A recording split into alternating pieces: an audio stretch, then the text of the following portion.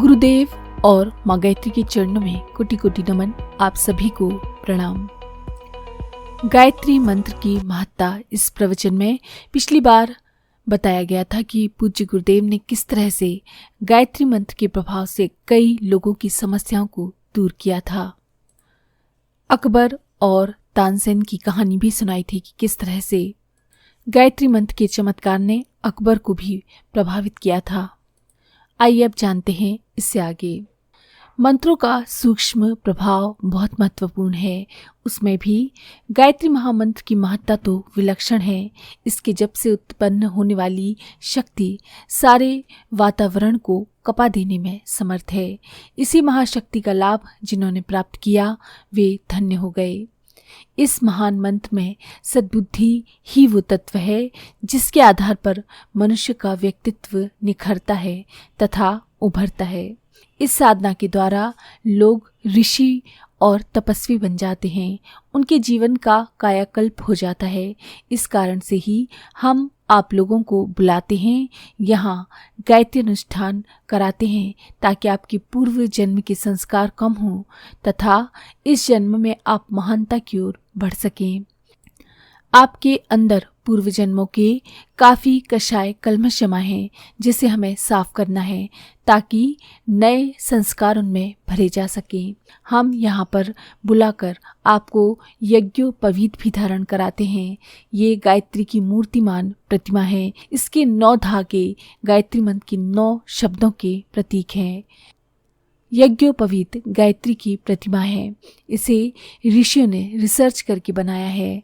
अगर ये लोहे पत्थर का होता तो हम धारण नहीं कर पाते। इस धागे का वैज्ञानिक महत्व है। ये धागा हमारी आध्यात्मिक माँ के रूप में हमेशा छाती से लिपटा रहता है। ये हमारा मार्गदर्शन करता है।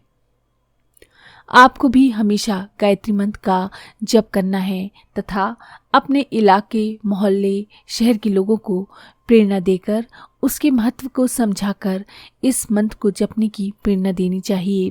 ये वो मंत्र है जिससे हमारी भौतिक तथा आध्यात्मिक समस्याओं का हल होता है तथा बड़ी बड़ी समस्याओं का भी हल होता है। पुराणों में अनेक कथाएं हमारे ऋषियों ने इस मंत्र के लाभ के बारे में लिखी हैं। एक समय की बात है, इस पृथ्वी पर अनावृष्टि के कारण बहुत बड़ा अकाल पड़ा। सारे सरोवर सूख गए, पशु पक्षी मरने लगे, लोग दाने दाने के लिए मोहताज हो गए। अनेक लोग भूखों से मरने लगे। उस स्थिति में त्राही त्राही करने लगे तथा वे गौतम ऋषि के पास समाधान को पहुँचे। उस समय गौतम ऋषि बहुत पहुँचे हुए गायत्री साधक थे। लोग उनके आश्रम में पहुँचे तथा चरणों में प्रणाम करते हुए समस्या को सुनाया। गौतम ऋषि ने उन्हें एक अक्षय पात्र दिया जो उन्हें गायत्री माता से प्राप्त हुआ था। उन्होंने कहा, आप इसे ले जाएं, आपका समाधान हो जाएगा। लेकिन आप ये न समझिए कि आचार्य जी के पास रहकर हमने अनुष्ठान जप तप हवन कर लिया और हमारी गायत्री सिद्ध हो गई। हम जो चाहेंगे वो हमें प्राप्त हो जाएगा। आपका ये सोचना व्यर्थ है। इसके लिए हमें अपनी पात्रता का विकास करना परम आवश्यक है। इसके बिना आध्यात्मिक जगत में हमारा विकास नहीं हो सकता। जितने भी प्राचीन ऋषि हुए हैं उन्होंने गायत्री साधना के द्वारा आत्मशोधन, आत्म परिमार्जन किया है। योग तप के माध्यम से अपने को गलाया है। बीज जब गलता है तभी पेड़ का रूप लेता है। अगर बीज को खाद पानी ना मिले तो बीज कभी भी पेड़ का रूप नहीं ले सकता। हम ये कहना चाहते हैं कि आपके अंदर कितनी कमियां हैं, इसे निकाले बिना आपको हम कुछ नहीं दे सकते। इसी परिमार्जन एवं आत्मशोधन के लिए हम आपको समय समय पर बुलाते रहते हैं। आप जानते हैं कि ऊसर भूमि में कोई उपज नहीं होती। उसी प्रकार भावना रहित उपासना करना निरर्थक है, बेकार है। इसमें कोई भी फायदा नहीं हो सकता। मनुष्य के अंदर राग, द्वेष, अहंकार, कटुता भरा हुआ है।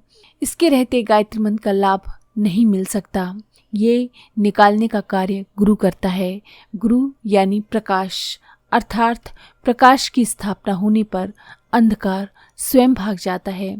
आप जानते हैं कि विरजानंद ने दयानंद का, रामकृष्ण परमहंस ने विवेकानंद का, समर्थ गुरु रामदास ने छत्रपति शिवाजी का, हमारे गुरु ने हमारा अंधकार दूर किया।